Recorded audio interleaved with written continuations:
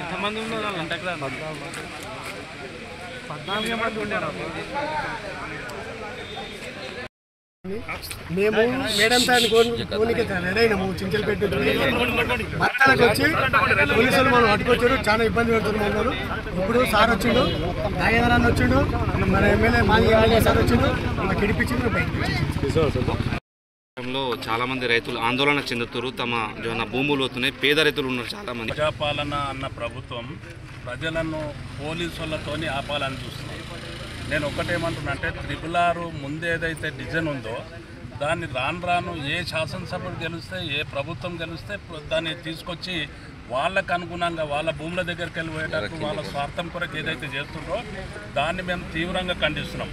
ఎందుకంటే ముందున్నది కేసీఆర్ గారి నాయకత్వంలో ముందేదైతే ఉన్నదో దాన్ని ఇలా 7 కిలోమీటర్ల యువతలకి తీసుకొచ్చారు. అనవసరంగా చించల్పేట గ్రామంలోకి వెళ్ళి మొత్తం భూమి ఎంత పోయేటట్లు అక్కడ ఉన్న శాసనసభ్యుడు ఏం చేస్తున్నాడో నాకు అర్థమైతలేదు. కానీ మొత్తం చించల్పేట గ్రామంలో ఉన్న భూమి ఎంత పోతున్నదో అట్లనే తీసుకుపోయి అక్కడ పరిగిలో తీసుకుపోతే పరిగిలో కూడా మంచర్పల్లి దగ్గర విపరీతమైన భూమి పోతున్నది.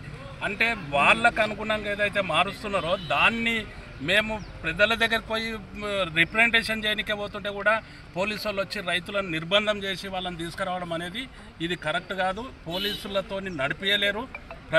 ప్రజలు రైతులను హింసించాలని చూస్తుంటే మాత్రం, ప్రభుత్వం హింసించాలని చూస్తుంటే పక్షపాత ధోరణితోని ఏదైతే డెవలప్మెంట్ను ఆ విధంగా తీసుకుపోవడం జరుగుతుందో దీన్ని మేము తీవ్రంగా ఖండిస్తున్నాం. దీన్ని ఎంతవరకైనా రైతులు వెంబడి ఉంటాం, రైతులతో పనిచేస్తాం.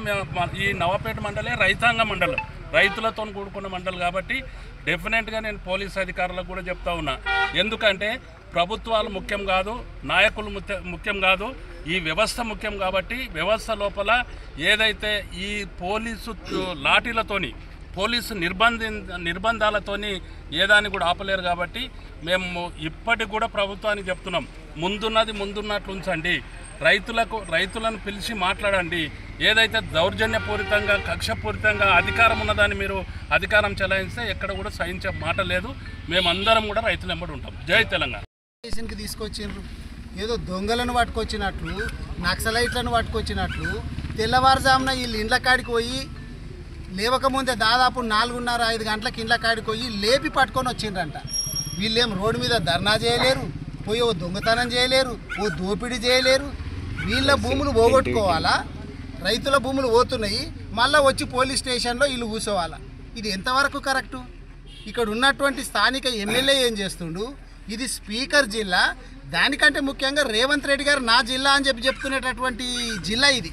వికారాబాద్ జిల్లా లోపల 666 అలైన్మెంట్ ఎట్లా పోతుంది అని చెప్పి ఎవరికి తెలియదంట. మరి ఎవరికి తెలియకుంటే ఎవరు చేస్తుండ్రు ఈ అలైన్మెంటు? స్థానిక ఎమ్మెల్యే ప్రోద్బలంతో నడుస్తుందా, స్పీకర్ ప్రోద్బలంతో నడుస్తుందా, లేకపోతే రేవంత్ రెడ్డి గారే నడిపించేస్తున్నారా వెనుక వీళ్ళందరినీ పెట్టుకొని? వీళ్ళు ఏం చేసిండ్రు? మేము మా బాధను చెప్పుకోవడానికి ప్రతి ఎమ్మెల్యే దగ్గరికి పోయినాము, స్పీకర్ దగ్గరికి పోయినాము, ఎవరి దగ్గరికి పోయినా కానీ మా గోడు ఎవరు వింటలేరు అనేటటువంటి ఉద్దేశంతో మా దగ్గరికి వస్తున్నారు వాళ్ళు. మా మాజీ మంత్రి సబితా ఇంద్రారెడ్డి గారి దగ్గరికి పోవాలా, హైదరాబాద్ పోవాలని చెప్పి వాళ్ళు అనుకుంటే ఇళ్ళ కాడికి వచ్చి తీసుకొచ్చిన ఎందుకంత భయం? ప్రతిపక్షాల దగ్గరికి రైతులు పోతున్నారంటే మీకు ఎందుకు భయము? తప్పు ఉంటేనే కదా భయపడేది. ఎందుకు పోనివ్వట్లేదు? ఈరోజు తీసుకొచ్చి ఇక్కడ పెట్టిండ్రు. నేను ఎందుకు తీసుకొచ్చిండ్రు అంటే తెలియదు సార్, మేము లేవకముందే మమ్మల్ని అందరినీ పట్టుకొని వచ్చిండ్రు, ఇక్కడ కూర్చుని పెట్టిండ్రు అని అంటుండ్రు. మరి రేవంత్ రెడ్డి గారు ఇదంతా చూస్తలేరా? తెలియదా? వాళ్ళ జిల్లాకు ఈ విధంగానే చేయాలన్న రైతులకు. మీరు ఇట్లాగే చేసుకుంటూ పోతే మేము పిలిపించడం కూడా అవసరం లేదు. రైతులందరూ కూడా తిరగబడి ముఖ్యమంత్రి గారి కార్యాలయాన్ని, రేవంత్ రెడ్డి గారి ఇంటిని కూడా ముట్టడించేటటువంటి రోజులు వస్తాయి.